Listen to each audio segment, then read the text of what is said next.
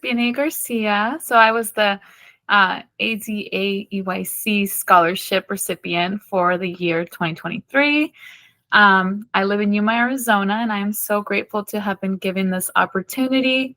I love to play tennis. So if I'm not talking about early childhood or advocating for inequalities, I am pretty much on the courts playing tennis. So I have been in the early childhood field for over 9 years now, taking on different roles as a preschool lead teacher, as a kindergarten lead teacher, and as well as right now I'm working for Candelin. It's a nonprofit where I get to do the early care educating directly with the students and, helping out the kith and kin families here in Yuma County with developmentally appropriate practices and trainings that are really going to help caregivers have all that nice information to really better that quality of care in their homes and in their schools. So I finished my undergrad this past December, and I had started this January for my master's. So I'm currently in part 2 of my classes for my master's degree for early childhood education leadership. I am Rachelle Skvarek. I am currently a senior child care director of a Prescott YMCA in Prescott, Arizona, but I live in Prescott Valley. I have been married for 34 years, and we have 6 children and 8 grandchildren that we love so much. So currently I am attending the University of Arizona Global Campus, which is a completely online college and for working adults, which works perfectly for me. I am working on my Bachelor's of Arts in Child Care Administration. And concurrently, I am also working on my CDA certificate. I did it as a staff engagement. Most of my staff registered for that in April. So we are doing it together. I decided to go back, one, for my position in the YMCA. I would like to be eligible for advancing roles, even though it'll still be in childcare, but I would like to be over the 2 branches that we will eventually have. So having that degree in administration and childcare would work good for that career advancement.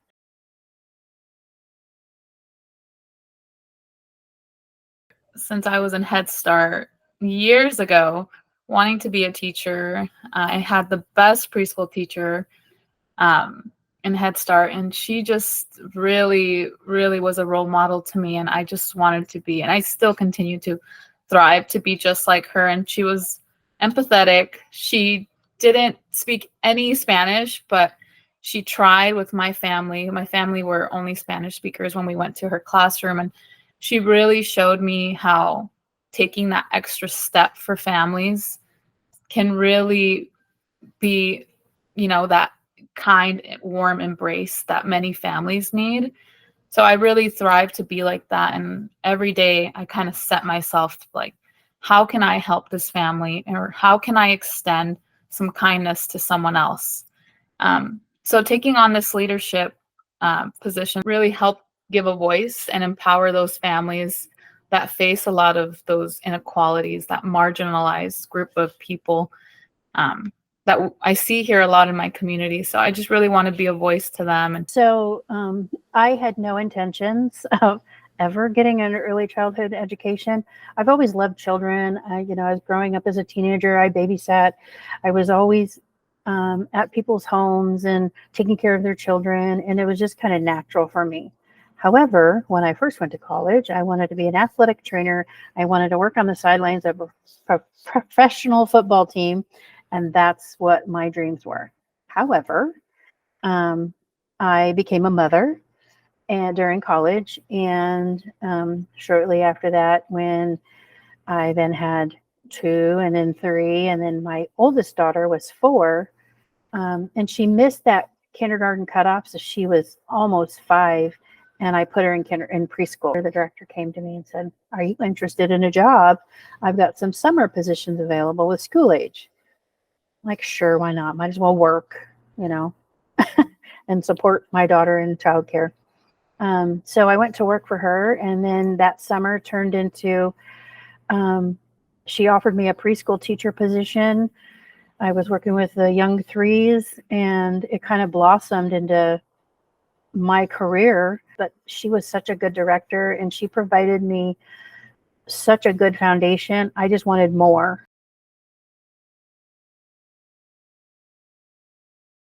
My Quality First coach was in my office, and we were talking about it. She goes, "Oh, let's go on here and let's see what scholarships are available."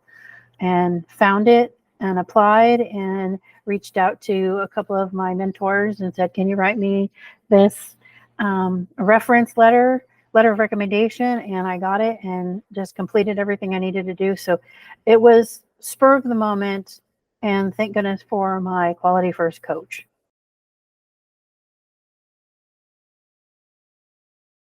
I was actually a NAEYC member, AzAEYC member, right?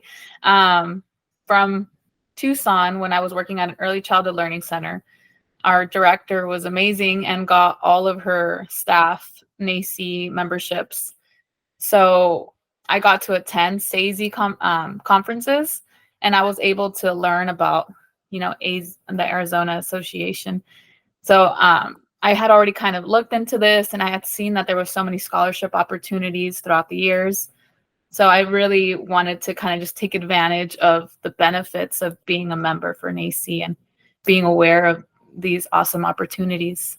Scholarship has definitely helped me with my tuition for the master's, because master's can be, financially really denting to the pockets and to the accounts. So having this scholarship available has really helped, knowing that first, you guys believe in me, that I can, advocate for those children and families.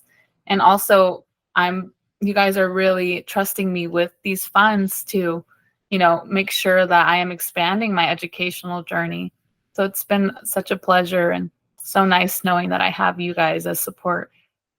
There's other fees that aren't covered, and all these little things that you don't really realize. I mean, I've been out of college for many years, and my kids are all out of college, and just being able to know that those other fees that are covered, I don't have to worry about taking it out of pocket.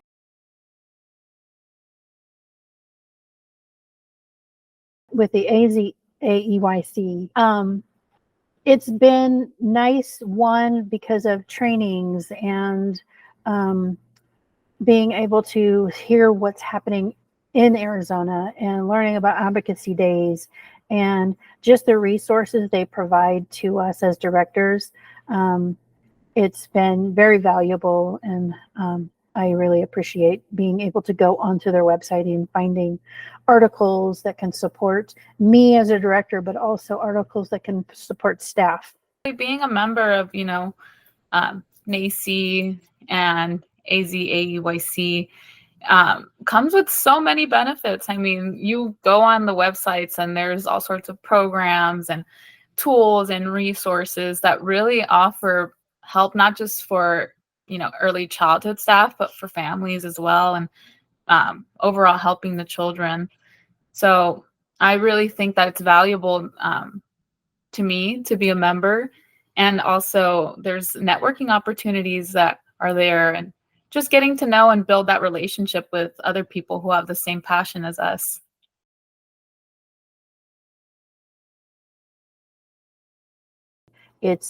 It's how we prepare kids to move into kindergarten, to understand that they are learning without even knowing they're learning. They're playing and they're developing skills by coloring and by writing their name in a sandbox or things like that. It's not just sitting down and doing work. It's socializing with others. It's sitting at the table and having a meal with your teacher and talking about their day. Have that foundation. There needs to be funding available for children to be able to sit in a early childhood education center and have the experience of playing with friends and interactions, and building a magnet tile tower, and understanding that why is it crashing, or it's just they're learning through play. From the very beginning, those early childhood years, and as you develop, you start to see where the shifts and all the changes are taking place. So as you, as the educator, as the person who these kids look up to, we have a huge responsibility for how we're going to help mold them into lifelong learners. So advocacy is very important for early childhood because of that molding, that fundamental, that foundation. How are we going to help, be role models for them? And how are we going to model those really high positive expectations for them?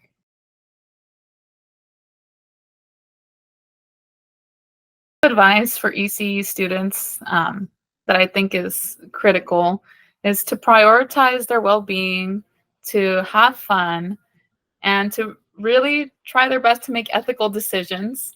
I know it can be hard when there's no guidance, but I think looking into programs such as NACCE and yourself really help establish, that ethical decision making that we need as ECEs to have those successful outcomes in the classroom. Making sure we ask for support or ask for guidance on something is really going to take us far, especially in this field of early childhood, because it can feel chaotic many days when you're working on the field. Taking a deep breath and just making sure that we're reaching out for support and prioritizing our self-care and well-being. We need more early childhood educators, but as a whole, the advice I would give is you have to have the passion to be able to make a difference. And it's not a job. It's a lifestyle. It's something you commit to every day. And it's got to be a commitment that you take on.